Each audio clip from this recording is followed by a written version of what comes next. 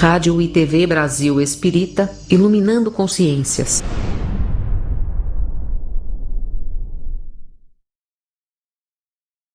Boa noite, amigos da Rádio Brasil Espírita de Maceió, que nos acompanham de várias formas, pela Web TV, pela rádio e pelo Spotify também.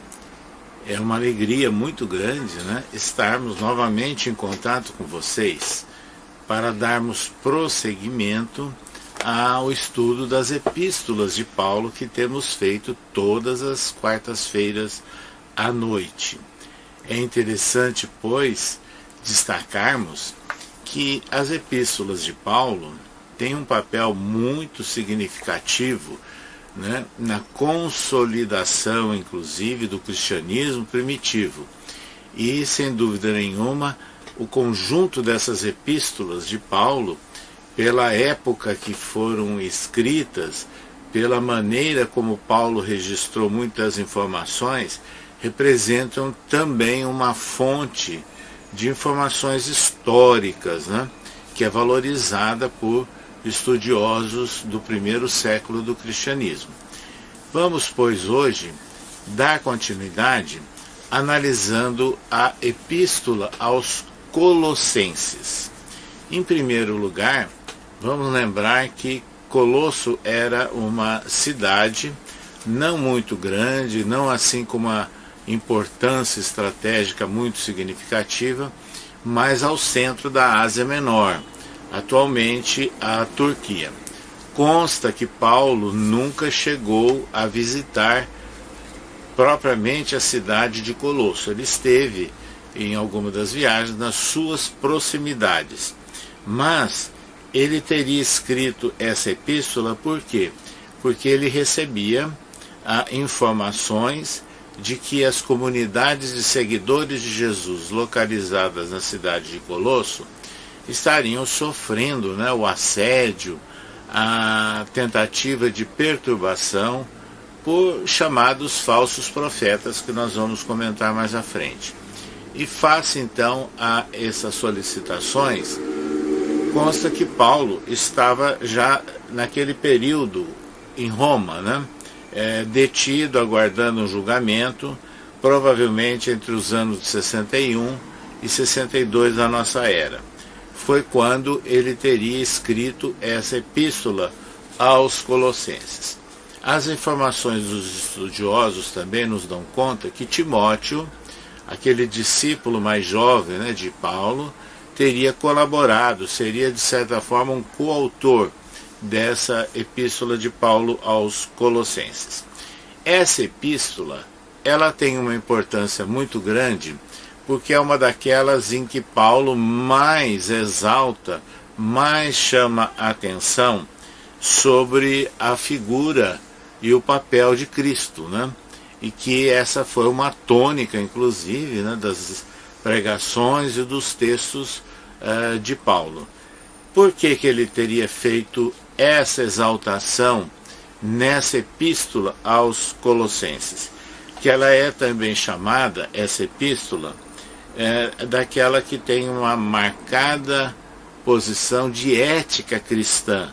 Alguns estudiosos do Novo Testamento chegam a afirmar que é a mais exaltada cristologia, como eles designam, com o objetivo de se antepor aquelas investidas dos hereges que trabalhavam naquela época de Paulo com o chamado gnosticismo.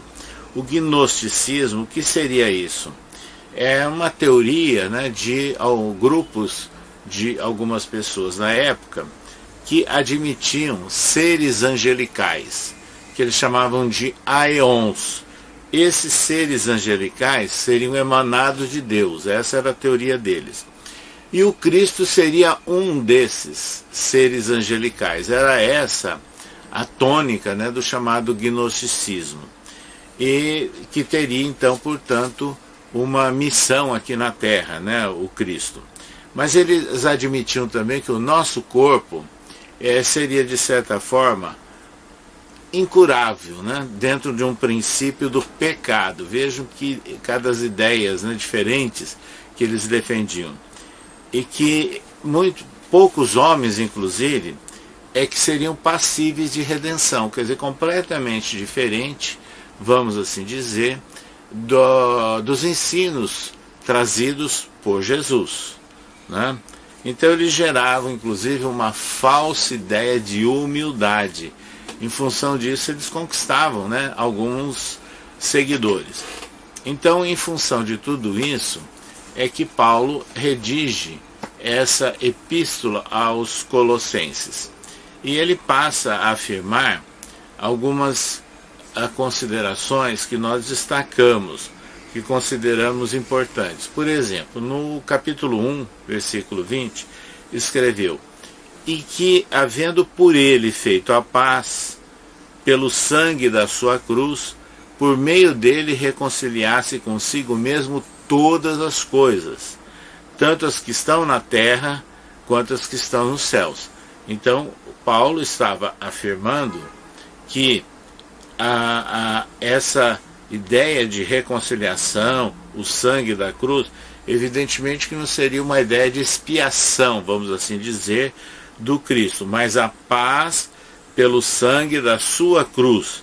Ou seja, a paz autêntica, vamos destacar, a paz autêntica é resultante da compreensão da nossa existência e dessa relação com a divindade, incluindo-se a relação entre as humanidades encarnada e desencarnada.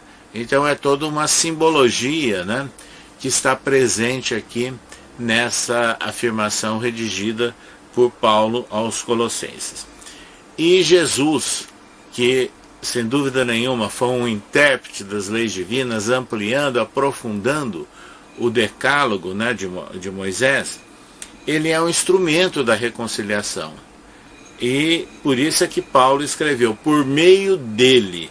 Paulo escreveu, por meio de Jesus, por meio da cruz, por meio de. Então essa palavra, por meio de, ela é muito significativa aqui para nós. Então aí nós encontramos, inclusive, podemos destacar, uma coerência, vamos assim dizer, com o registro, inclusive, feito por João, né, no seu Evangelho, no capítulo 14, versículo 6, quando ele anota a frase de Jesus: eu sou o caminho, a verdade e a vida, e ninguém chegará ao Pai senão por mim. Então esse por meio que Paulo coloca aqui é bastante significativo, bastante elucidativo para abrir campo a essa interpretação espiritual e espírita que nós estamos fazendo. Então vejam que Paulo começa, na verdade, a enaltecer o trabalho de Jesus, não colocando naquela posição que era admitida e difundida pelos chamados gnosticistas ali na região de Colossos. Num outro item, ou versículo do mesmo capítulo 1, Paulo escreveu: aos quais Deus quis fazer conhecer quais são as riquezas da glória deste mistério entre os gentios, que é o Cristo em vós, esperança da glória. Veja que bonita essa frase, né, de Paulo, porque a tônica do trabalho de Paulo sempre foi ir ao encontro dos gentios, quer dizer, falando para todas as pessoas, indistintamente de origem e de situação ou de crença religiosa. E nessas condições, esse público-alvo que a ele se dirigia, ele destacava sempre a aceitação, a incorporação da vivência dos ensinos de Jesus. Então, isso está sempre presente nas epístolas de Paulo. Mais à frente, num capítulo 2, né, versículo 8, anota Paulo: tende cuidado, para que ninguém vos faça presa sua, por meio de filosofias e vãs sutilezas, segundo a tradição dos homens, segundo os rudimentos do mundo e não segundo Cristo. Então aqui vem o alerta, né, de Paulo a essas vãs filosofias, que às vezes as pessoas se sentem presas, como ele se diz, a essas situações, que são rudimentos do mundo, quer dizer, criadas pelos homens e não emanada de Jesus. Então é por isso que Paulo, ele nessa epístola, ele repudiava as filosofias que não levavam em consideração a contribuição moral. Então ele estava se dirigindo, inclusive, para esclarecer que aquele grupo de gnosticistas não aceitavam a redenção do homem, né? Valorizavam o pecado. E Paulo sempre fala que através da consolidação da prática moral ensinada por Jesus, nós vamos realmente nos aproximar das leis divinas. E aí há sempre o perdão e a misericórdia, e não a condenação. Então é essa tônica que fica muito presente, né, nessa epístola, onde Paulo esclarece muitas coisas àquele povo da região de Colosso. Nessas condições, nós temos aí comentários elucidativos, né, feitos por Emmanuel, aquele espírito que, pela psicografia de Chico Xavier, ele tece muitas interpretações sobre versículos do Novo Testamento. E a propósito desse versículo que nós lemos há pouco, do alerta de Paulo, do cuidado, né, com essas filosofias e vãs sutilezas, escreveu Emmanuel: se alcançastes um raio de luz do Evangelho, avança na direção do Cristo, o divino libertador. Né? Veja, libertador. Então ele está falando de redenção, de aprimoramento, né? De libertação espiritual. Não julgues, anota Emmanuel, seja fácil semelhante viagem do espírito, mas encontrarás em caminho variados apelos à indisciplina e à estagnação. Então, é essa situação que Emmanuel começa a detalhar.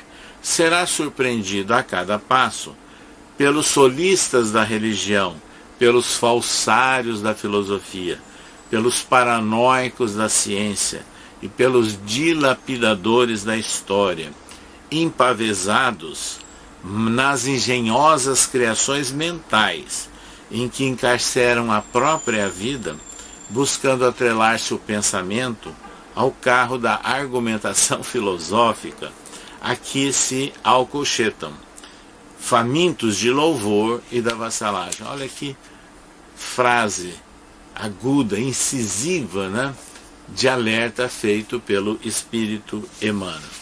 Mutilando a revelação divina, desfigurando os preceitos da verdade, abusando da inteligência ou fantasiando episódios furtados ao registro, fiel ao tempo, armam ciladas ou levantam castelos teóricos. Emmanuel é muito claro, né, nesses seus comentários, mas ele chega ao final desses comentários inseridos no livro Palavras de Vida Eterna, né, psicografia de Chico Xavier. Acompanhando a esses, porém, não te fará senão presa deles, fâmulo desditoso das ideias desequilibradas que emitem, no temerário propósito de se anteporem ao próprio Deus. Querem escravos para os sistemas falaciosos que mentalizam.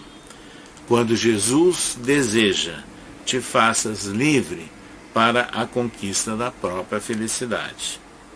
E aí conclui Emmanuel: acautela-te no trato com todos os que tudo pedem, no campo da independência espiritual, limitando-te a capacidade de sentir e de pensar, empreender e construir, porquanto, em nos fazendo tributários da falsa glória em que se enclausulam relegam-nos a existência a planos de subnível, quando o Cristo de Deus, tudo nos dando em amor e sabedoria, nos ampliou a emoção e o conhecimento, a iniciativa e o trabalho, convertendo-nos em filhos emancipados da criação, para que tenhamos não apenas a vida, mas santificada e abundante. Belíssimas considerações nesse alerta de Paulo, né? Aumentados, aprofundados por Emmanuel nesse livro Palavras de Vida Eterna. Sem dúvida nenhuma, esses comentários que nós estamos fazendo, esses alertas de Paulo aos Colossenses, são válidos para os nossos dias, porque sempre nós estamos frente a frente com pessoas que passam a turvar, né, o pensamento, as interpretações, se miscuindo inclusive com inferências infelizes sobre o ensino de Jesus e sobre a prática e a teoria espírita também. É interessante que nessa epístola dirigida aos Colossenses, Paulo também faz um alerta, naquela tônica central que era a divisão, a polêmica que era criada pelos judeus em função da prática da circuncisão, e que Paulo não aceitava. Então ele escreveu no capítulo 2, versículo 11, no qual também estáis circuncidados, não com a circuncisão não feita por mão no despojo do corpo, dos pecados da carne, a circuncisão de Cristo. O que estava escrevendo Paulo? Estava dizendo que a preocupação não é a circuncisão, uma prática orgânica da tradição judaica, mas a circuncisão do Cristo. Essa circuncisão do Cristo seria o quê? Seria uma analogia com a circuncisão, que é uma pequena cirurgia. Circuncisão de Cristo significa, portanto, uma cirurgia moral, uma cirurgia espiritual, eliminando não o fragmento de carne, mas extirpando-se comportamentos incompatíveis com as recomendações do ensino moral de Jesus. Vejam que a interpretação espiritual e espírita em torno desse trecho, esse versículo de Paulo, é muito importante quando nós nos aludimos à cirurgia moral, à cirurgia espiritual. Mas também escreveu Paulo, né, nessa tônica de abrir fronteiras e de se dirigir a todos. Onde não há grego, nem judeu, circuncisão, nem incircuncisão, bárbaro, cita, servo ou livre, mas Cristo é tudo em todos. Ou seja, Paulo está escrevendo com todas as letras que ele não faz diferença de origem de nascimento das pessoas, de descendência e nem de crença religiosa, mas ele estava se dirigindo a todos. Por isso que Paulo é reconhecido como apóstolo dos gentios, numa analogia ampla, querendo dizer que ele se dirigia a todas as pessoas. Então isso é muito importante, essa tônica de Paulo afirmar que o amor com base em Jesus poderia unir a todos. Por isso é que o público-alvo dele era sempre amplo. É nessas circunstâncias também que nós encontramos muitos comentários, né, feitos pelos espíritos, como Emmanuel, e que passa a tecer a inferência espírita dos textos de Paulo. Vamos continuar então agora no capítulo 3, versículo 13 dos Colossenses. Suportando-vos uns aos outros e perdoando-vos uns aos outros, e se alguém tiver queixa contra outro, assim como Cristo nos perdoou, assim fazeis vós também. Ou seja, Paulo aqui está lembrando do perdão da misericórdia que estava presente nos ensinos e nas práticas de Jesus. Aliás, né, meus amigos, aquela única oração que Jesus nos ensinou, que é o Pai Nosso, nós estamos exatamente falando: perdoai as nossas dívidas, assim como perdoarmos aos nossos devedores. E também nas parábolas de Jesus, nos exemplos, né, do atendimento das pessoas, o perdão e a misericórdia sempre estiveram marcantes, né?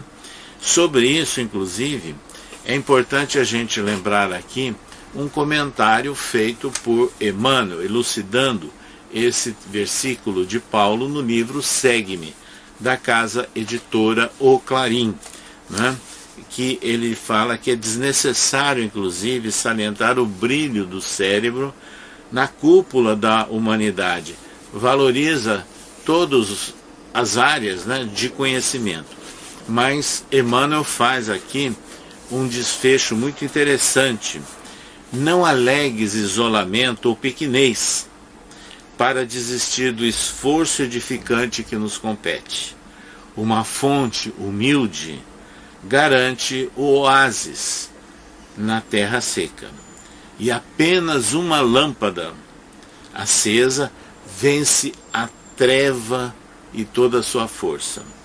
A harmonia do todo vem da fidelidade e do serviço de cada um. Trabalhemos unidos, anota Emmanuel, pela edificação da terra melhor. Comecemos e recomecemos a nossa tarefa buscando a própria ação no aviso de Paulo, suportando-nos uns aos outros e perdoando-nos mutuamente. Muito clara, né? Essa análise feita por Emmanuel, pela psicografia de Francisco Cândido Xavier. Para concluir essa síntese que nós estamos fazendo da Epístola de Paulo aos Colossenses, nós vamos destacar aqui um versículo muito importante, que é inserido no capítulo 3, versículo 24 da Epístola aos Colossenses. Sabendo que recebereis do Senhor o galardão da herança, porque o Cristo, o Senhor, servis. Mas quem fizer agravo, receberá o agravo que fizer, pois não há acepção de pessoa. Ou seja, essas apreciações registradas por Paulo nessa epístola estão muito relacionadas com outro versículo da epístola dirigida aos romanos, né? Quando Paulo escreveu: e se nós somos filhos, somos herdeiros também, herdeiros de Deus e co-herdeiros do Cristo. Então veja que magnífica, né, essa assertiva de Paulo.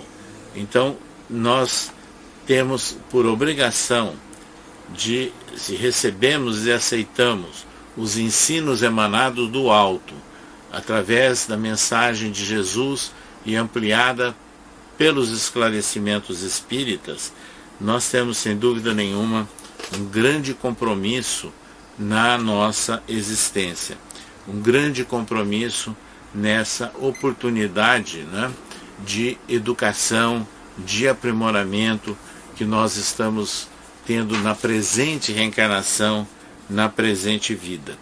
Então, essas informações merecem, de Emmanuel, no livro Pão Nosso, algumas informações muito substanciais.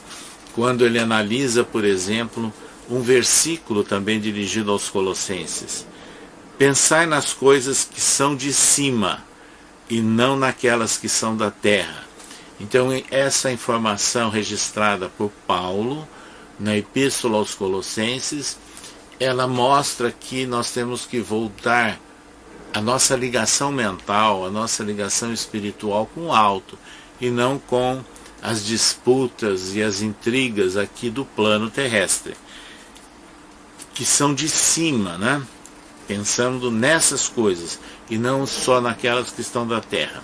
Sobre isso, Emmanuel escreveu, pela psicografia do Chico, inserida em Pão Nosso, né, o capítulo Guardemos a Saúde Mental, muito de acordo, inclusive, com o ambiente que nós vivemos hoje, de muito contraste, de muito ódio, de muito radicalismo.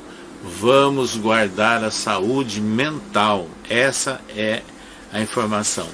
E aí anota Emmanuel, o cristianismo primitivo não desconhecia a necessidade da mente sã e iluminada de aspirações superiores, na vida daqueles que abraçam no Evangelho a renovação substancial. Vejam que frase magistral. Então é essa informação que é válida, né, para nós nos esforçarmos para colocarmos em prática dentro do contexto do mundo complexo, conturbado que nós vivemos.